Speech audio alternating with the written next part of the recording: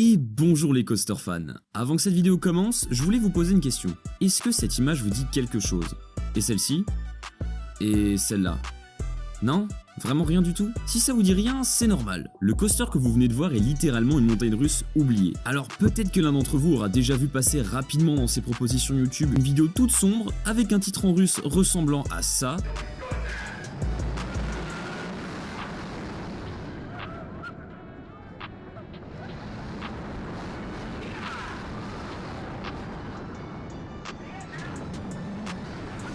Mais sinon, personne voit ce que c'est. Le coaster que je viens de vous montrer s'appelle Shred the Sewers et a ouvert ses portes le 18 juillet 2020 à Dream Island à Moscou. Le coaster est thématisé sur les Tortues Ninja et on démarre en étant dans des égouts, d'où le titre Shred the Sewers, qui veut dire en anglais détruit les égouts, mais on peut même ici voir un jeu de mots avec le méchant Shredder, diminué ici en Shred. En fait, ce qui m'a surpris, c'est pas le fait que personne ne le connaisse, mais c'est plutôt le fait que ce soit un aussi gros coaster méconnu, puisqu'en effet, c'est un LSM Launch Coaster de chez Intamin, donc en fait le même modèle que Taron à Phantasialand ou même Taiga à l'Inanmeki. Même style de rail, même type de train, même type de propulsion, donc en soi même type de dinguerie. Et même le parcours du coaster a vraiment l'air cool. On a notamment 4 inversions avec un loop, un dive loop, un corkscrew et enfin une bonne vieille Earthline Roll des familles. Le tout a une vitesse maximale de 80 km/h et un point culminant à 24 mètres de haut. Mais mince, on est passé à côté de quoi les gars? Non, franchement c'est décevant. On est soi-disant au courant de tout ce qui sort dans le monde, même les petits coasters familiaux, mais ça on n'en a pas entendu parler. En plus c'est Moscou, je veux dire c'est pas non plus dans un parc paumé en plein milieu de la Russie, c'est dans la capitale. Pour vous dire, si j'ai découvert ce coaster c'est vraiment parce que par hasard, j'ai eu dans mes recommandations YouTube la fameuse vidéo toute sombre que je vous ai montré au début, et que j'ai bien voulu cliquer dessus, parce que pour oser cliquer, faut vraiment être curieux, vu qu'on peut même pas comprendre le titre de la vidéo, à moins de savoir lire l'alphabet cyrillique. En fouillant, on trouve seulement un mec qui l'a noté sur Captain Coaster, donc il est même pas classé dans le top mondial, et sur RCDB on a 4 misérables photos qui vous montrent seulement le coaster de l'extérieur, alors qu'il est à 95% indoor. J'ai réussi à vous dégoter juste une photo d'une autre partie du coaster en allant sur le site d'Intamin, la fameuse photo que vous voyez sur la miniature de cette vidéo, et encore on voit pas tout. Mais rien que là, on voit bien que c'est rempli de virages bien serrés et d'airtime très sympa. Et du coup la question que tout le monde se pose, c'est pourquoi le coaster est inconnu même des passionnés? Alors j'ai plusieurs hypothèses. La première, c'est que déjà le coaster est situé en Russie. Or franchement, quand tu veux faire des parcs et des montagnes russes, est-ce que tu vas en Russie? Non, réfléchis pas. La réponse c'est non. On a certes quelques parcs sympatoches en Russie, mais ils sont très éloignés les uns des autres. Ils sont pas non plus incroyables et donc il n'y a pas de quoi organiser un voyage spécialement dédié à ça. Si tu vas en Europe de l'Est, tu vas plutôt chercher vers la Pologne avec Energylandia et Legendia. Et puis en plus, le parc est vraiment récent. Il est ouvert seulement le 29 février 2020, donc juste avant le début du confinement et toute la crise sanitaire qui s'en est suivie. Donc quand bien même quelqu'un aurait eu l'idée d'en faire son prochain trip, c'était mort. Mais attendez, le parc a ouvert le 29 février et Shred the Sewers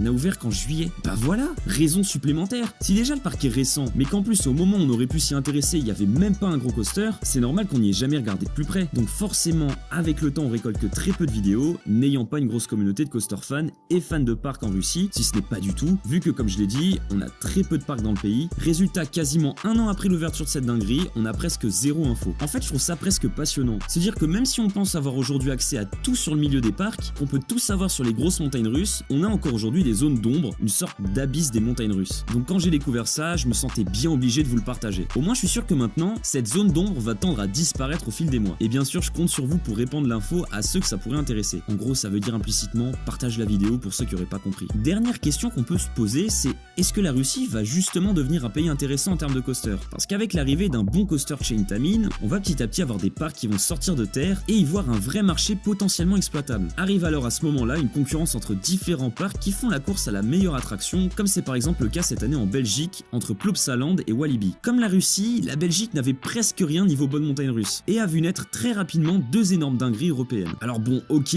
la Russie c'est pas comme la Belgique, c'est plus gros et puis c'est pas situé juste à côté d'énormes parcs comme Phantasialand ou Efteling qui eux te poussent à investir pour concurrencer. Mais pourquoi pas voir dans les années à venir ce genre de cas dans les alentours de Moscou? Donc, affaire à suivre. Comme d'habitude, donnez-moi votre avis en commentaire. Est-ce que vous avez vu passer la même on-ride que moi sur ce coaster? Ou est-ce qu'au contraire vous en aviez vraiment jamais entendu parler? Si cette vidéo t'a plu, n'hésite surtout pas à mettre un like, ça soutient toujours la chaîne. Également t'abonner pour ne pas rater les prochaines vidéos et peut-être même d'autres nouvelles infos mystérieuses de ce type. Et comme d'habitude sur ce, je vous dis à plus les coaster fans.